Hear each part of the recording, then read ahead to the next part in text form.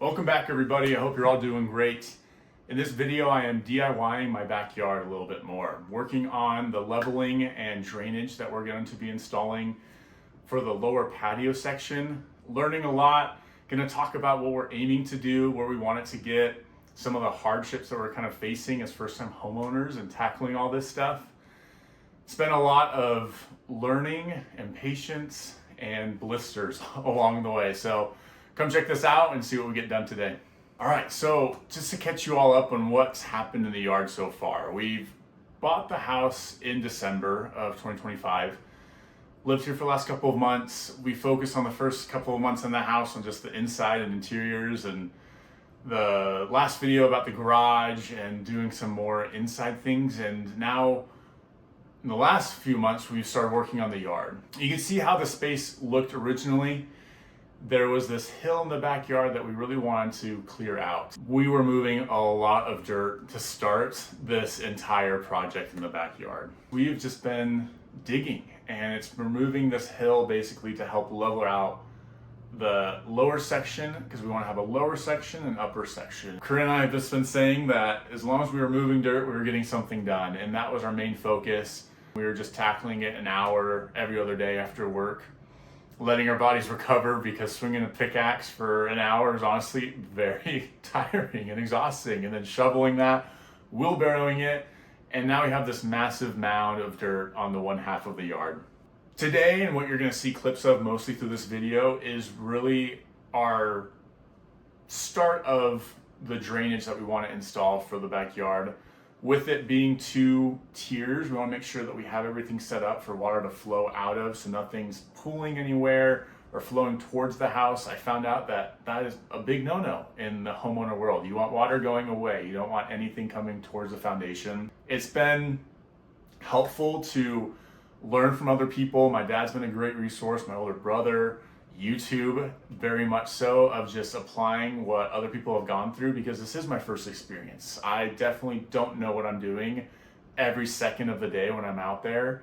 I'm constantly looking things up, trying to figure out what I can do. How does it work? Why am I doing it this way? The drainage is important because we want to make sure water's flowing away. And since we're going to be putting a patio on top of this lower section, making sure that the water's not on top of it, it could just flow right underneath, or anything that does pool on top is already flowing away from the home.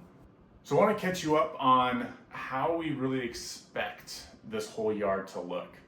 Corinne and I spent a long time planning this out, many renditions of what we're hoping to tackle, or what we want the space to really look like at the end of it. So here you can see what we had to prep really to kind of get our whole vision in place. There was lots of times, we probably did 50 iterations of this. With, do we want grass here? Do we want the patio to kind of wrap around? Do we want to just add concrete? Do we want to have different types of material instead of pavers? Do we want rocks? Do we want just another 2 tiers of grass sections? We wanted to stand out in that way of just having kind of a focal point of this patio, and then have the upper section be grass, so weather coming around, we can have that space. And plants and trees were a big part of that. Since we have neighbors kind of on 3 points, we were looking at different trees and what could work, and in the end it was kind of the trees that we liked were almost too big for the space that we were in. We just kind of had to come and accept that. It's okay. We found other alternatives. We decided on these kind of like 2 zones that will have plants in them, and so we have these juniper kind of evergreen trees that are going to go along that lower section with the fence, and then some hydrangeas and other smaller plants around it, just to add some color, some texture, and personality to the yard. I'm really excited just for what this is going to look like, and I have learned a lot of what's just going into this first phase of building this lower patio. The inspiration originally was actually, we were like, okay, we want like an Oregon vibe. We want lots of green and some trees. There was a Japanese bloodgood that looked sick. It had really dark leaves. I thought it was such a unique tree, but again, it was kind of just too big. And being where we're at, it's just not the environment that's really suitable for the Oregon look. And then I was thinking about the childhood home that I grew up in. my dad did an excellent job on the whole backyard, and he had this really cool fire pit area that we would always go out with friends and family and just kind of talk, and we'd roast marshmallows and we'd hang out. And I wanted something like that where it's okay, let's go hang out, and that's where we can kind of have a fireplace, put the chairs around, or patio furniture, or picnic table, whatever we end up putting on top of it, just right there. And so this is what we really want the lower section to be, is that hangout spot. The upper section being grass was mainly for weather, for playing. If we ever had kids down the road and what that looks like, we could have, the slip and slide and things that can go over there.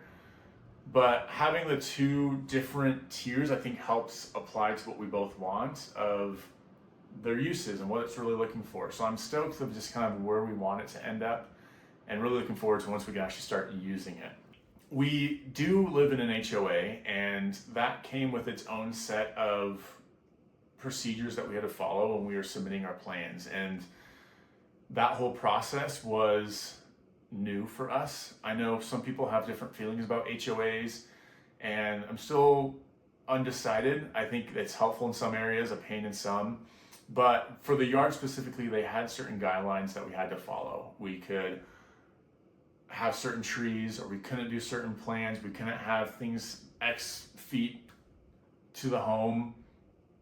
And it makes sense why they had some of those things. Again, just for the community down the road, if we ever leave, that the home's in a good state and there's not bamboo shoots running throughout the entire foundation. It's was easy for us. I think that we went about it the right way. I read through kind of their rules and regulations, what they wanted and what the expectation for the plans that we had to submit. And it wasn't that hard. I do think I had a little bit of a saving grace when your wife is a graphic designer, and she did an amazing job using Figma, putting together, again, this whole image for approvals. And the main things is they wanted to know the material of what you're using, the way that the water was going to drain, and where the flow of water is going away from your home to make sure that everything's flowing out accordingly. And there's more restrictions for, hey, you can't have X plants, or you can use these ones. Please make sure if you get this type of tree, it's one of these families. The amount of foliage learning that I had to do for the last couple of months on just backyard was astounding. I still feel like I have so much to learn, but when you don't think about this ever in your life, and now all of a sudden you have to know exactly what types of plants and what trees and what bears fruit and what stinks and what smells good, guys, it is so much work. And I definitely learned a lot. I fell in love, like I mentioned before, with some trees that I thought would look so cool.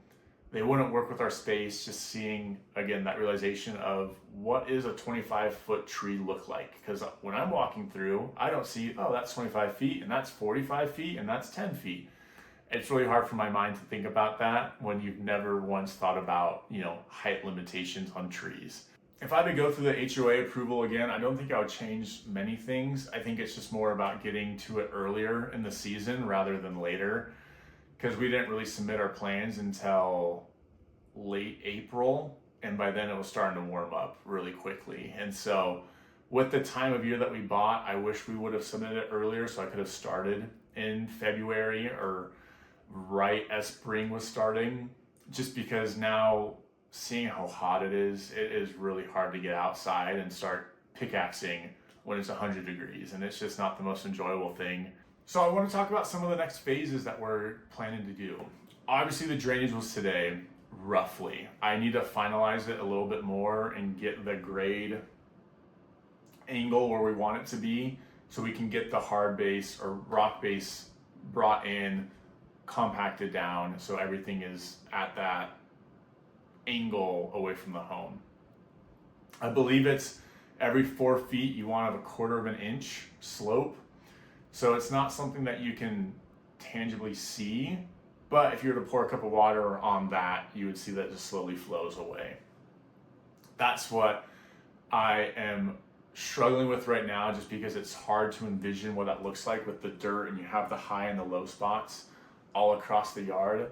And so trying to figure it out has been a process. And I think that's where it's hard right now, is just my brain overcoming what I'm seeing versus what I just need to get done so I can keep on moving on. We can't bring in the rock base until, again, we get the dirt level with that drainage pipe is kind of like the baseline for where we want the rock base to come up and cover.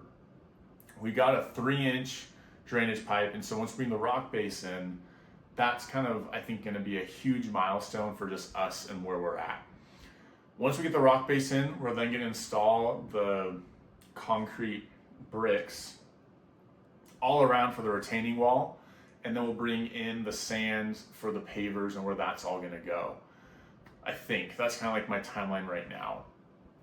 Once we get the pavers and that installed, it's then going to be moving on to texturing the retaining wall, because we're going to put some veneer on it to make it look all pretty. And then I think we're going to have to haul away that big old mountain of dirt in the corner. We'll remove that. It's then going to go into prepping that upper area with sprinklers, so we can then bring in the nice pretty dirt to then put to put sod on top of it, so we can have the grass ready to go. When it comes to grass seeds versus just rolling out sod, it's really just pricing of seeds are a lot cheaper. It takes a little bit longer, maybe a lot bit longer to grow. Sod you can roll out, it can just be ready to go.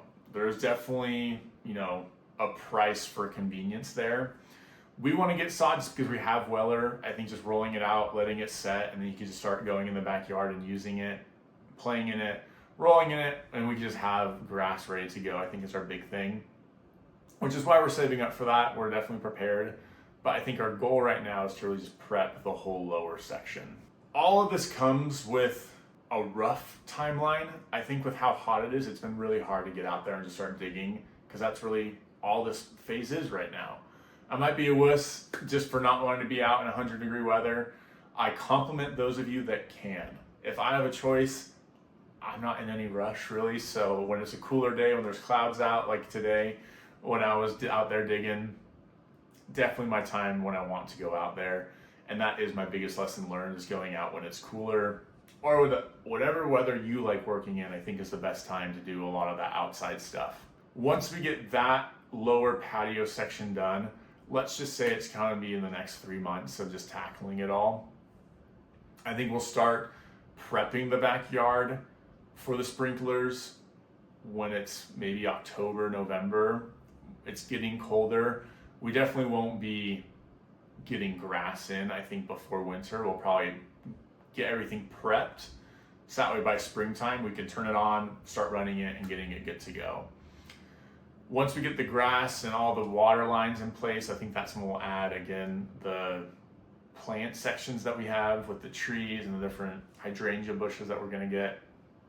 And that's probably going to be, again, early spring. We'll just knock that out as soon as we can. If everything happens sooner, amazing. I have a tendency of shortening my timelines, where I'm like, we can get that done in an hour, or we can get that done in a week, and we can call it good. I've quickly learned that that is not the case. I have spurts of motivation, and so when that motivation's high, it runs very strong, and the second I hit my wall, I'm done. I'm coming inside and calling it a day. You might know, you might not, but I am very much a frugal-minded person. I think saving up for the house took a lot of discipline and consistency to get where we're at today. Now that we're having to spend an extra 10 to 15 grand over the course of this build is a hard pill to swallow. And so the fact that we've kind of taken our time has been a blessing in disguise. I don't think it's been conscious as a decision, or a conscious decision, but after working and chipping away at it, it's definitely helped us month to month of just saving a little bit more. So when we do have to go buy the road base, when we do have to go buy the mulch and these flagstone pavers, it's going to be a lot of money. It's definitely going to be a big hit to the bank account, but preparing it, knowing and having the vision already laid out, I think is super helpful for us, just to kind of know what we need to tackle next and when. Lastly is just really kind of the lessons that we've learned so far. One, and the first being, is just the time that it takes to do something. It's very hard when you've never dug a hole or excavated a bunch of dirt, to how much time that actually takes when you're pickaxing for a week and you've only made a dent. And so understanding your time and what that looks like, add a couple more weeks or even months, like in our situation, to whatever that project is. I definitely thought when I was gonna go start pickaxing that I could knock it out within a month. And even for me, I was like, I could probably do this in 2 weeks if I really focused. And maybe you could. I'm sure if you were working on it a lot longer of hours, definitely. But trying to balance wrapping up work, going out to the yard for working, and then you still want some you time. You want to hang out with your wife. You want to hang out with your dog and go on a walk. You have to make dinner, have to shower, get ready, and then go back to work in the morning. It's going to be there. It's not going anywhere. I think the physical demand was the second part of how exhausted you'd get. I mean, swinging a pickaxe, yeah, it looks fun, but I didn't realize how quickly I would get exhausted just from doing something like that. The swing of the pickaxe probably wasn't the hardest part. It was just all the rocks that you would hit. So I'd be swinging. One chunk would be, I get the pickaxe fully in, rip up a big chunk of dirt. Then the next pickaxe, I swing, I hit a rock, and I go an inch in because I was just like wasted that whole energy of that swing. And it takes a lot out of you. Last little fun tidbit. This is one of the drawings that we did for the planning of the drainage. This probably just looks like gibberish to you, but this is sometimes the breakdown that we needed for how much layers that we need for the road base, then you have sand, then you have the pavers on top of it. What does a retaining wall look like when you're doing it? How do the pipes connect underneath for the draining? How is it going from the house down to the retaining wall to the fence line? I appreciate you all coming along for the ride. Can't wait to bring you on for other videos as we continue making progress in the yard. Let me know any feedback or comments that you have for me or things that I should maybe look into as we continue going through this. But hope you all vibe and thrive as always, and we'll make sure to catch you guys in the next video.